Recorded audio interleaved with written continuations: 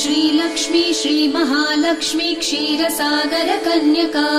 उत्तिष्ठ हरिसम्प्रीते भक्तानां भाग्यदायिनी श्रीलक्ष्मी श्रीमहालक्ष्मी क्षीरसागर कन्यका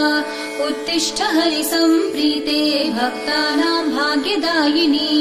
उत्तिष्ठोत्तिष्ठ श्रीलक्ष्मी विष्णुवक्षस्थलालये उत्तिष्ठ करुणापूर्णे लोकानां शुभदायिनी उत्तिष्ठोत्तिष्ठ श्रीलक्ष्मी विष्णुवक्षस्थलालये उत्तिष्ठ करुणापूर्णे लोकानां शुभदायिनी श्रीपद्ममध्यवसिते वरपद्मनेत्रे श्रीपद्महस्तचिरपूजित पद्मपादे श्रीपद्मजात जननी शुभपद्मवक्त्रे श्रीलक्ष्मी भक्तवरदे